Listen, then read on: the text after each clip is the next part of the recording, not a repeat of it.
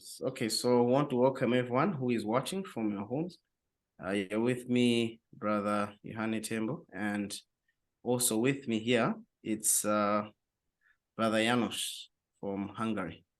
So we have collaborated in this thing. I believe it's Christ who brought us together to bring this message of the good news, especially today when we are talking about matters of the heart. What's the real issue? Uh, Especially when it comes to conversion and turning to the Lord. There's a real issue that we have to tackle. That is a matter of the heart. So, Brother Janos will be leading us. I'll be asking questions here and there. And hopefully, it'll be a fruitful discussion which will impact your life and lead you into a deeper and more close and intimate relationship with the Lord. Brother Janos. All right, thank you, Yohane. I'm really happy to be able to share with you, all of you that who are willing to listen. Actually, this series about discipleship has been on my heart for the last couple of years, and I would like to share a few words about my ministry, where the Lord has led me, so that you understand where I'm coming from and what I'm going to tell you. I'm coming from a background with religion. I was a Christian. I was I grew up in a, so to say, Christian home in the Presbyterian Church, but it was all formal religion. I later on discovered it had nothing to do with either the Bible or Christ or the Christianity described in the Bible. And then I got converted. I started to seek the way of the Lord, and I got involved in all kinds of religious activities with churches and out of churches. And the Lord called me to minister to others. And I realized, oh boy, what a mess this is. Because I've seen people who got changed, and I've seen people who, who weren't changed. And the Lord led me all throughout this. And after a few years, I realized that what I'm going to tell you about in this series about discipleship is so paramount. And the first thing that I would like to share with you is the whole basis uh, of receiving the gospel, of receiving a new life, of Christianity. And it's really a matter of the heart. I'm going to share my screen and I'm going to put some Bible verses there for you to follow. But I would like to heartily recommend that you go to your Bible, uh, check everything that I share with you, check their context, check their meaning, read the Word of God as it is, and allow the Holy Spirit to speak to your heart as you read it and as you ask your own questions. All right, I'm going to try to be as concise as possible. And this is going to be a series about becoming a disciple for Jesus. But let me ask the question first. Is the good news for everyone? The gospel. The gospel is basically good news. But is it for everyone?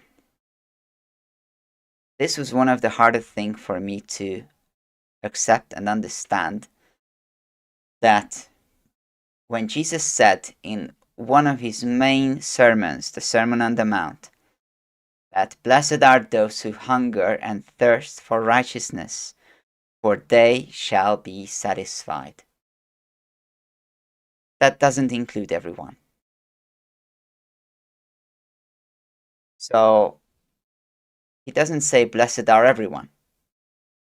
He doesn't say, blessed are those who listen to the words of God. He doesn't say, blessed are those who go to a church or are part of a denomination or are preaching the most advanced and truest theories of truth. He never said those.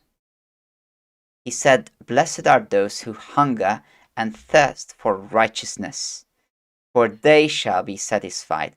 Well, as for the rest, I can tell you straightforward, they won't be satisfied. So what does this mean? What is a hunger and thirst for righteousness? To begin with, I just want to make it clear what righteousness means, because we're going to look at this word every once in a while as we progress. And I just want to get a short or brief understanding of this word because it's a key word. In the Old Testament, if you look at the Bible, in the Old Testament, it's basically a synonym for right living.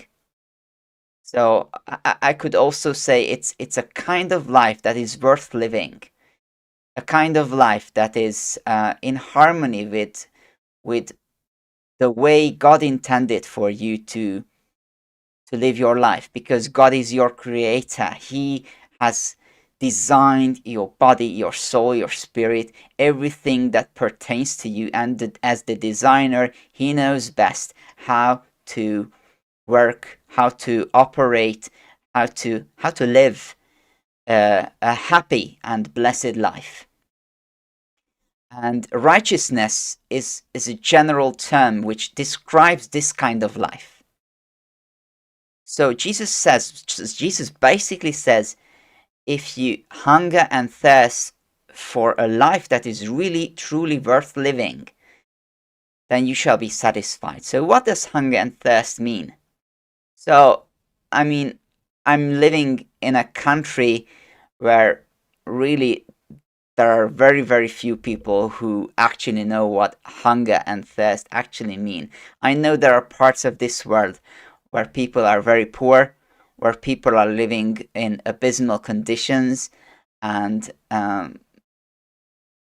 they do experience hunger and thirst, the kind of desperation that if you don't get hold of a piece of bread or a sip of fresh water, then probably you're going to die. So I must admit I have never experienced this kind of physical hunger and thirst, but I can imagine it, and so can you. So this is the kind of desperation that Jesus is talking about.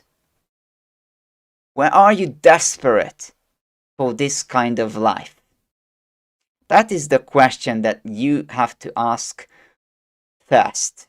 So I'm not going to be easy on any one of you because, like I said, when I ask this question, is the gospel for everyone? I'm going to ask you a few questions and you can decide it for yourself. Is it for you? Well, you are the one to decide it.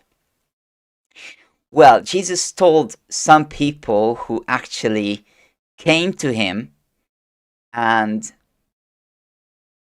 well, they had some issues with Jesus, talking to people who are who they consider low lives. So people who were very bad sinners. And Jesus talked to them, ate with them, shared the good news with them.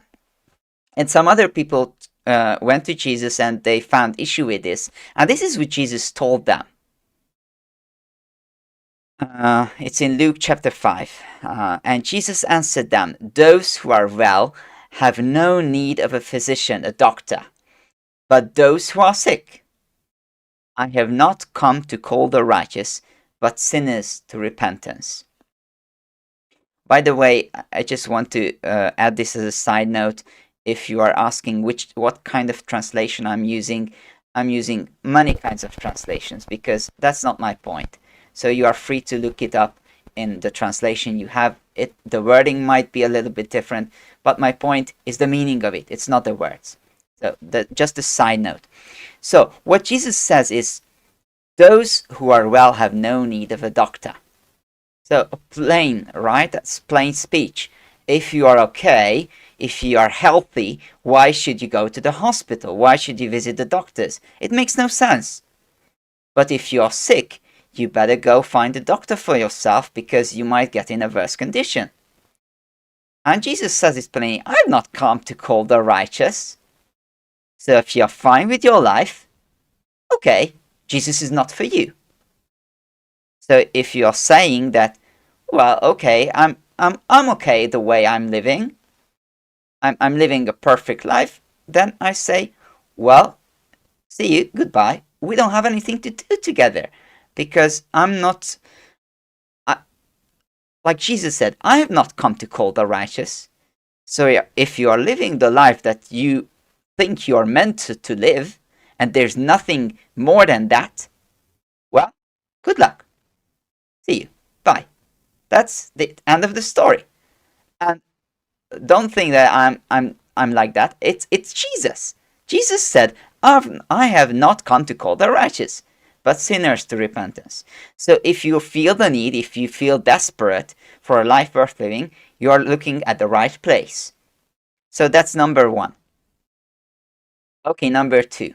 Because Jesus constantly put obstacles to those who went after him. Because here's the question: is the gospel for everyone? Okay, let's look at this. Matthew 11, verses 25 to 26. At that time, Jesus declared, I thank you, Father, Lord of heaven and earth. You have hidden these things from the wise and understanding and revealed them to little children. Yes, Father, for such was your gracious will. Interesting. You might think that, okay, so religion is what priests do, the Pope and the priests and the pastors and the church members, those who have a degree in theology. So those are the ones who are qualified to deal with the things of the divine. Well, actually, Jesus says the opposite. The exact opposite. You have hidden these things from the wise and understanding. So those with PhDs and emeritus and professors and all kinds of theological degrees. By the way, those who are called the Pharisees at Jesus' time, when you read the Bible and you read about scribes and Pharisees, those were the degree holders of the time. Okay? So Jesus is talking about them, the theologians. And he says that, okay, they are these things, the real things, what Jesus has brought to this world are hidden from these kind of people. But they are revealed to little children. Interesting. What does that mean? Jesus says that more fully in Matthew 18, and he says, Truly I say to you, unless you turn and become like children, you will never enter the kingdom of heaven. Whoever humbles himself like this child is the greatest in the kingdom of heaven. So, Jesus said it plainly. Unless you turn, unless you be converted, unless you change your mindset to become like little children, you will never able to enter the kingdom of heaven. Well, the kingdom of heaven, well, many people think about the kingdom of heaven, it's like sitting on the clouds and something ethereal. No, it's nothing about that. The kingdom of heaven, as what Jesus preached, if you go back to the Old Testament, you read about the kingdom of God, you read about the kingdom of heaven, it's the way of life as it meant to be, as God meant life to be for human beings. So basically, the kingdom of heaven is the way you should be living your life. That's the kingdom of heaven. And by the way, I'm just giving you a few glimpses. It starts here on earth, the kingdom of heaven. But I'm going to get there in a few presentations. Okay, Yohane, I see your hand up, so I'm going to give you a brief question. All right. It was just a small side note. You talk about the children, right? Yep. I believe you are referring to the attitude of the heart, right? Since this is matters of the heart. Yes, absolutely. I'm just going to get there. So, okay, okay. Please bear with me. So, like I said, what about children? Okay, so children. Good question, Yohane. Because if if you think about children, well, they can be very different. So some children do misbehave, some children do crazy things, they have crazy thoughts. But one thing is true of all children, and here's the catch: children uh, are very open-minded when they are born. When they are born, they just accept reality as it is. So whether they are born in a small tribe or a giant nation, whether they are born in a medieval time or in the space age or whatnot, they get used to what surrounds them. They get accustomed to what surrounds them and they accept it as reality. I can simplify this with saying that children are teachable. They are able to get used to new things very easily. They are open. That's the point that Jesus says. So this is the thing that qualifies people to enter the kingdom. You need an open heart and you need an open mind. Unless you are willing to get used to different, you are not going to enter the kingdom of heaven, because the kingdom of heaven is different than what you have lived up to this time if you are not converted and if you haven't been born again. So Jesus brought something entirely different to this planet and into the existence of human life. If you don't want that, or if you are not prepared for that, or if you say that, okay, this is not for me, fine, but then it's not for you. Then you are not like little children, and the gospel is not for you. Simple as that. But if you are open for that, and you desire that, and if you are desperate for it, okay. What else? There are people, especially in this age, that very much resemble the Pharisees of old. Jesus told them in John chapter 5, verses 39 and 40, you search the scriptures because you think that in them you have eternal life. But it is they that bear witness about me, yet you refuse to come to me that you may have life. This is a very striking statement from Jesus. It's about the Bible. So some people, they just generally throw the Bible out of the window. But there are people, a lot of religious people, who actually search the scriptures. They study their Bibles, or they study writings about the Bibles, or listen to sermons about the Bible. Technically, you could say they are searching the scriptures. They are trying to find how to please God, how to be good enough to be able to inherit eternal life. But they miss the whole point of it. That's what Jesus says. So, if you just want theory, you want the right doctrine, you're missing the whole point.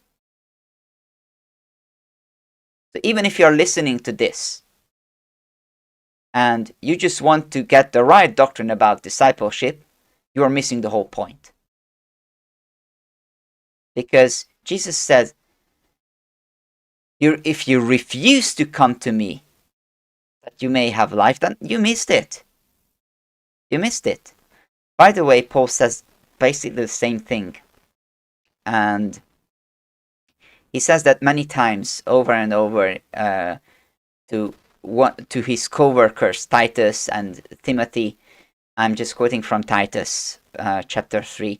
But avoid foolish controversies, genealogies, dissensions, and quarrels about the law, for they are unprofitable and worthless. So that's one sentence to 1. So I mean, I've been there, so I know it. I've been involved in foolish controversies, or probably not genealogies, but dissensions and quarrels about the law. I've been involved in all of that. So I know the other part. I know the part Jesus is talking about, and I know the part Paul is talking about because I've been there, done that, and had enough of it. Because I realized what Paul says about it. They are unprofitable and worthless, which means they will get you nowhere and they will get the other person nowhere.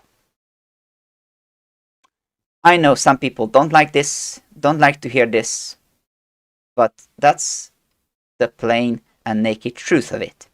So my third question to you is, what are you searching for?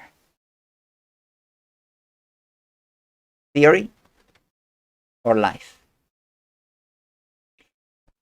Just one more warning before we move on to the next phase. Paul warns about these kind of people.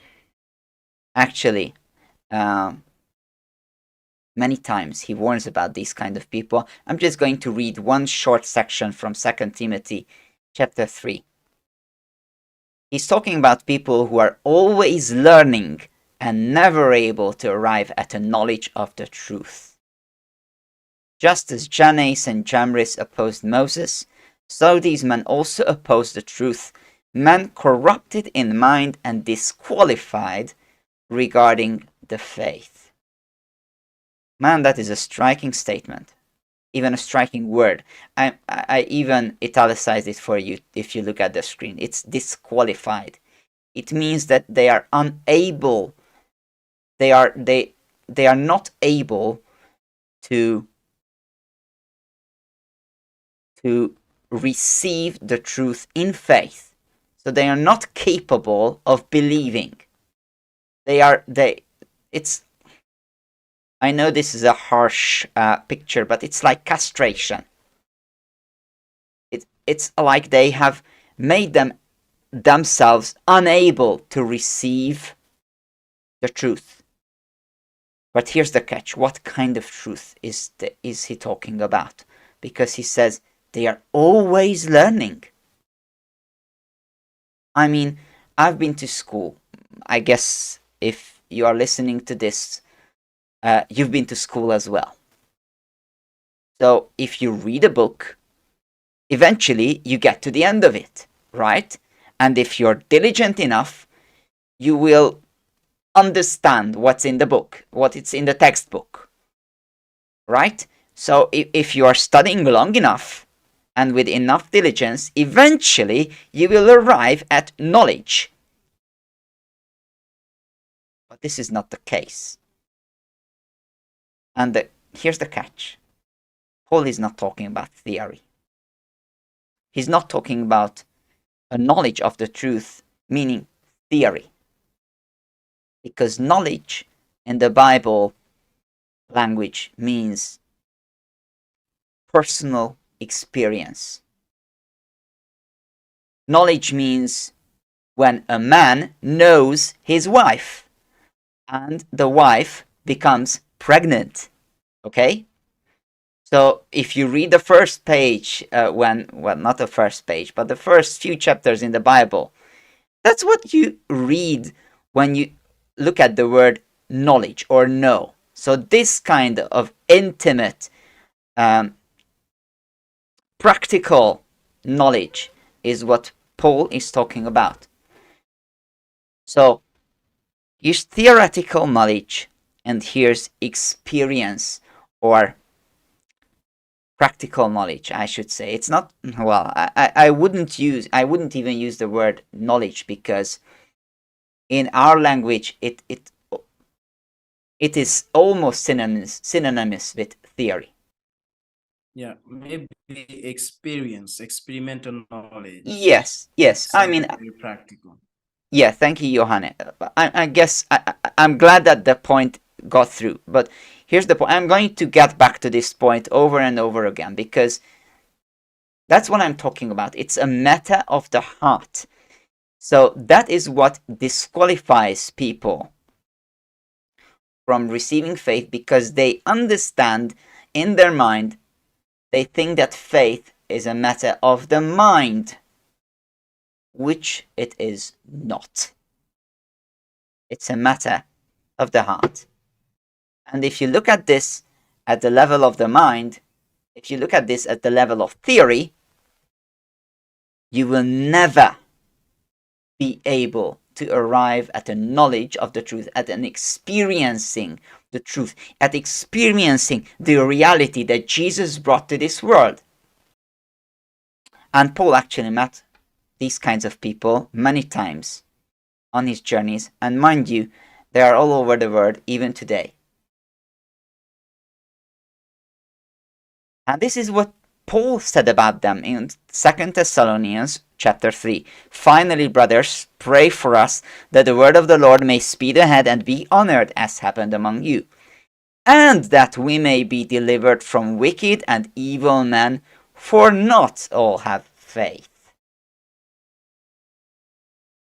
So even Paul, I could say the mightiest apostle ever, said that, okay, there are some people I just want to get away from. I want to be delivered from those people because not all have faith. Even I can't convert them. By the way, I can't convert anyone. But we'll get there very soon. So what I would like to share with you in this study is a parable that Jesus taught his disciples.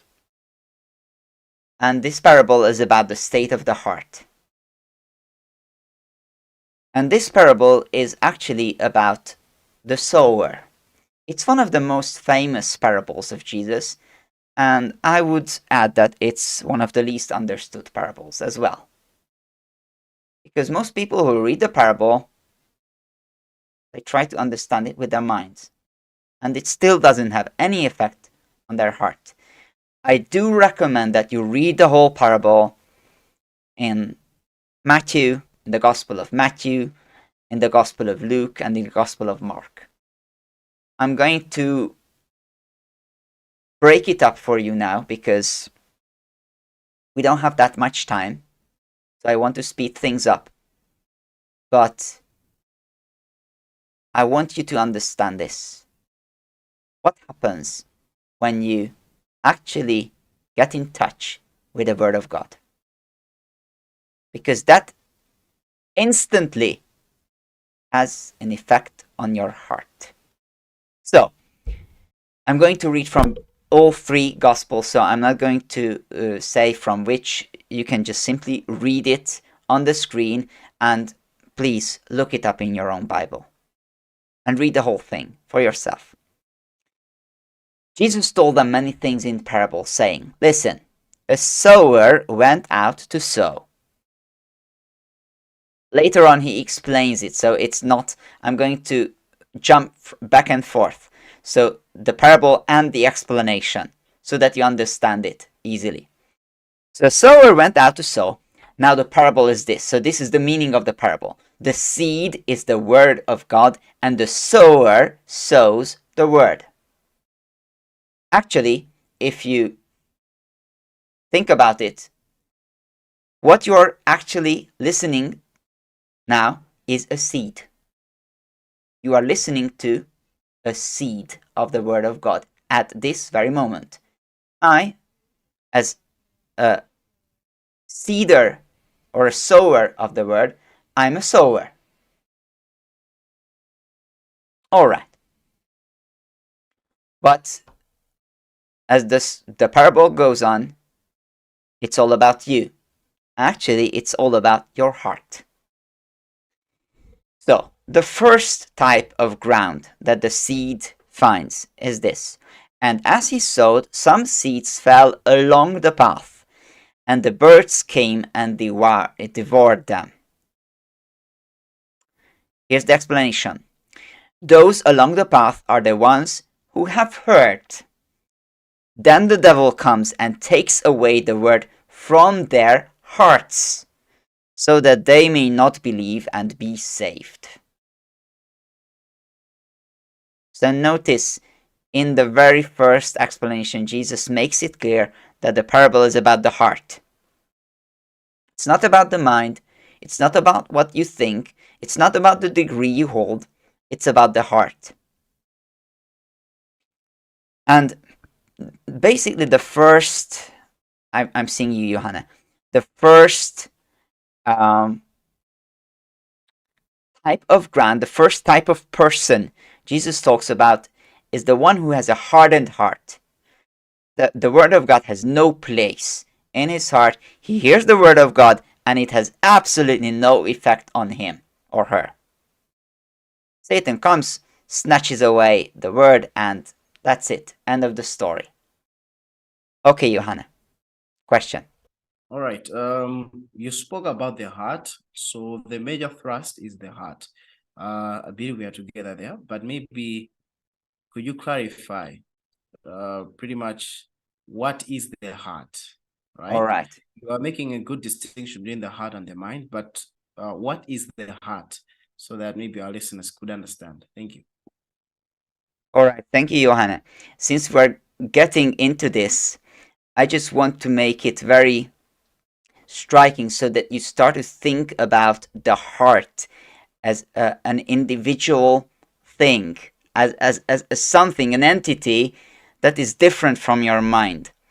I'm going to get into this later on to see what is your heart.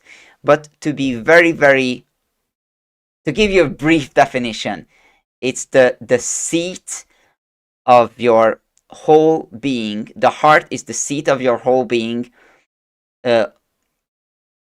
I will talk about this later on, that we are, all human beings can be, we can talk about three parts of the human being: the body, the soul, and the spirit. The Bible talks about these three things, and actually the heart is the centerpiece of all these three. The heart is what all life begins from. It's the fountain. It's the spring for all life. So for all activities, for all your intentions and motivations, whatever. So it's not your mind. Even science knows this, by the way, but let's just put that aside. So it's the heart that really propels you, moves you towards things. So it's your deepest drive. Okay, let's just simplify this to this so that people understand, but we will get into more technical details later.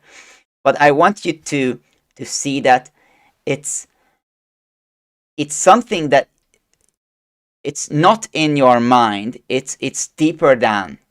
It hits you or it doesn't. It affects you or it doesn't. Something you feel. Something you have an urge about. So it's deeper than just mental assent. So now that's out of the way, let me go back to my slides. So yes, absolutely. But I'm going to be more technical about this much later on. But I want you to see that the way the heart responds can be very, very different. And you can see this demonstrated in the second type of ground. So this is how the parable continues. Other seeds fell on rocky ground where they did not have much soil. They sprang up quickly because the soil was not deep. But when the sun came up, they were scorched, and because they did not have sufficient root, they withered. Here's the explanation.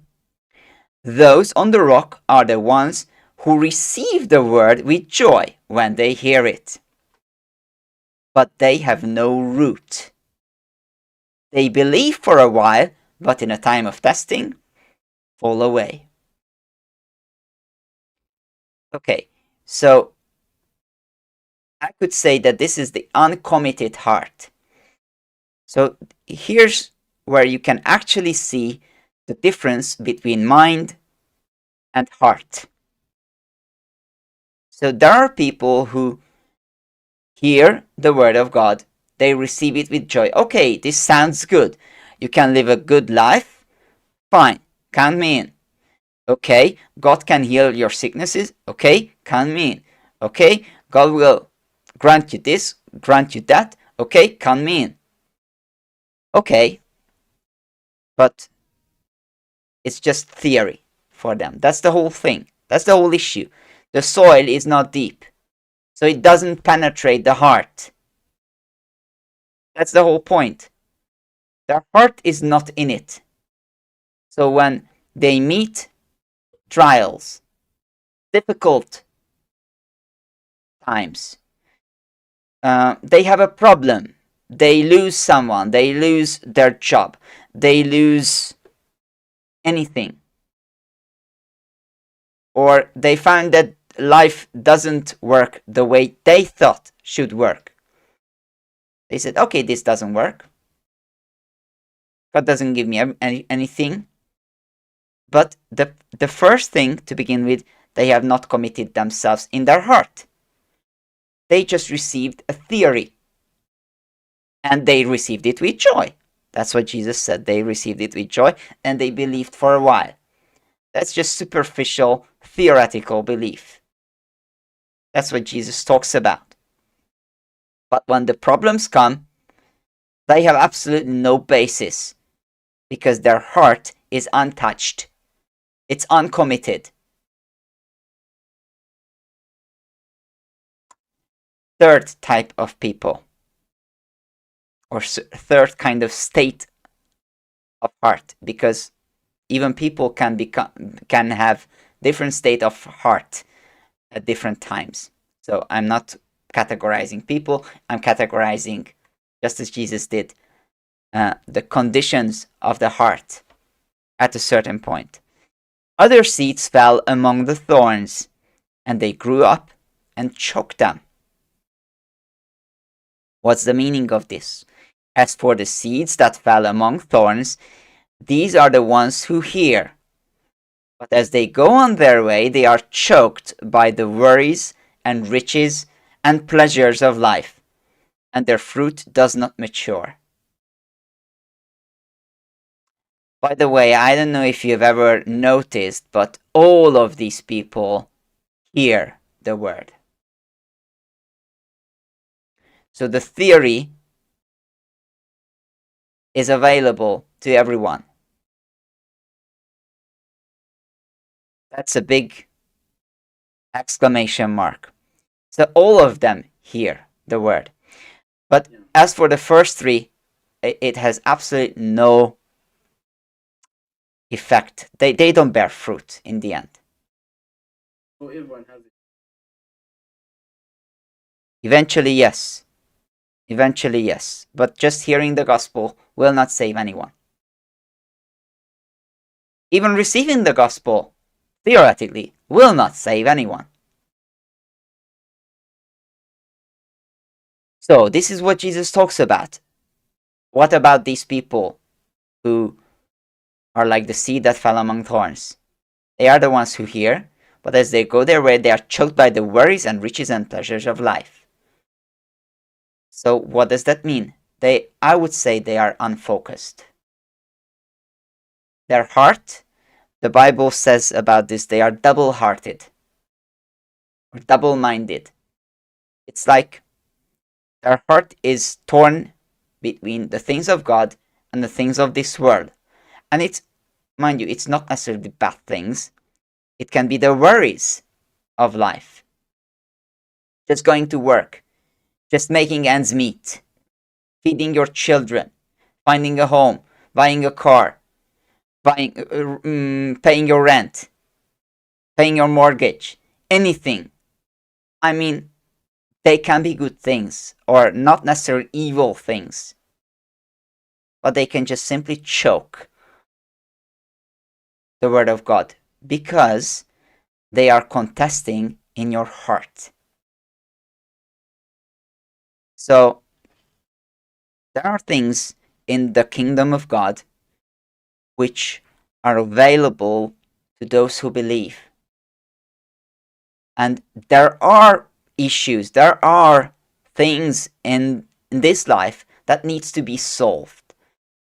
Like I said, lots of practical things. You need to feed your family, you need to pay your rent or buy a house, or I mean, there are lots of things. You need to cater for the physical being, for physical life, for yourself and for your family. And that entails a lot of worries, problems, issues. But let me just add this as a quick side note. The kingdom of God has solutions for that. A different way of dealing with these things. So what Jesus is telling here or talking here about is, where is your focus? If you focus on solving these things as you would solve them before you were born again, then the word of God will be choked by these things. But if you live as children, as a child of God in the kingdom, you operate on a different level. The problems will be solved differently, but you will be free, and the word of God will bear fruit. So Jesus is not talking about living a careless life, okay? So I just wanted to make this plain because earning money is not evil. You need money to pay your rent. You need money to feed your family, and so on. So the riches of this life, or even pleasures of life, I mean, you need to eat. Jesus partook of pleasant dinners with people who invited them, him and his disciples. So it's not about living in asceticism or throwing away your life. Jesus is not talking about that. He's talking about these things taking a hold on your heart so that you focus on them instead of focusing on the reality that Jesus brought, which is in the seed. So I would say this is an unfocused heart issue. So you have the theory, you feel a pull, you feel a desire to it in your heart, but there are other things in this world that your heart is also being pulled to, and you can't choose between the two. Ultimately, both are contesting for first place in your heart, and your life becomes unfruitful in the end. That's what Jesus said.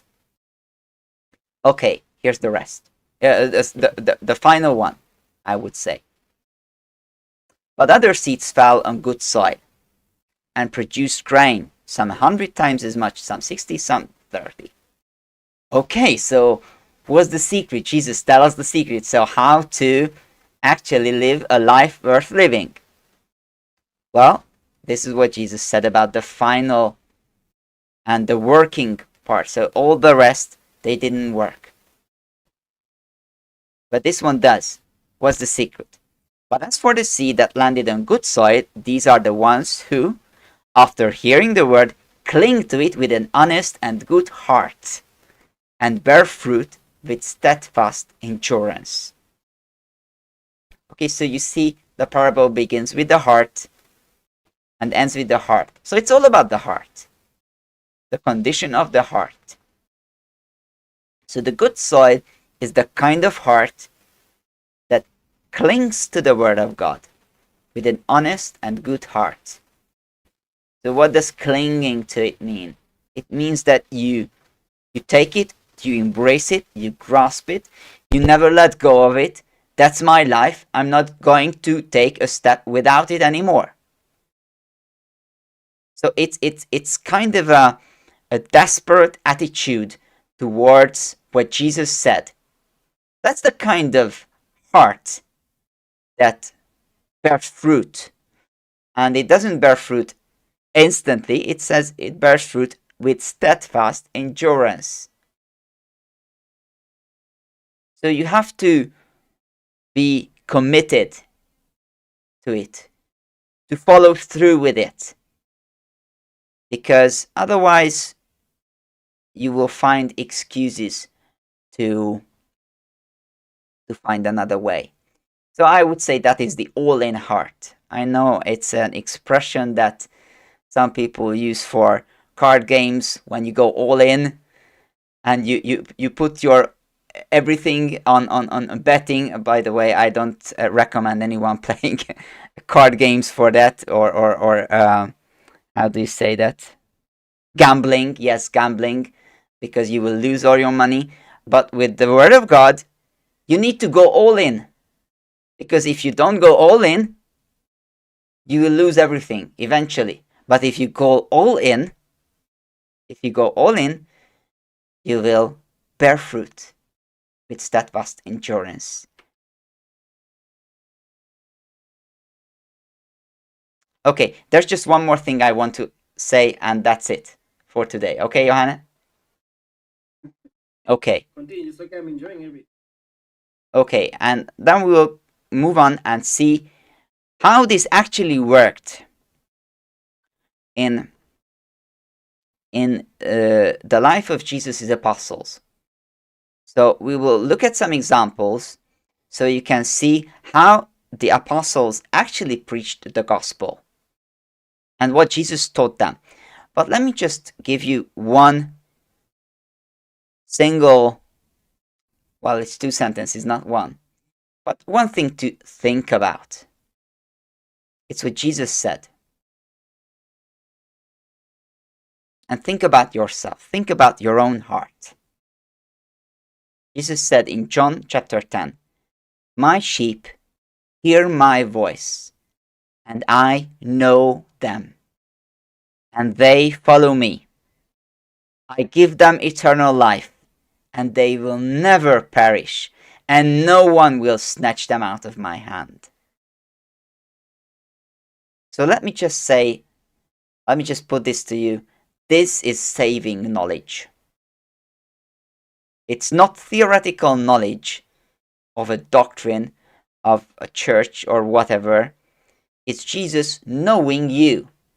Jesus having a relationship with you. So if you hear his voice, if what Jesus says touches your heart and you are drawn to it, and you are his sheep, and you will follow him, whatever he says, and you will have eternal life, and you will live a quality life even on this earth. I hope and pray that this is where your life is going to move, and we are going to continue the studies in the next part about the matters of the heart. We'll have a look at the disciples, how they preached the gospel, and what Jesus taught them about this. It's not we are going to figure it out. It's what Jesus taught his disciples and how we ought to preach the gospel as well. I hope you will be blessed by these studies and become a disciple of Jesus. Amen. Amen. Just to close up, the very last verse that you shared, it talks about no one shall be able to pluck us out of his hands. Yeah. If you could put that there. I think this is a great confirmation. Salvation is our experience. No one will be able to snatch us out of his hands. And it goes on to say, no one will be able to pluck us out of the Father's hand. and then there's the son's hand, like two hands, right?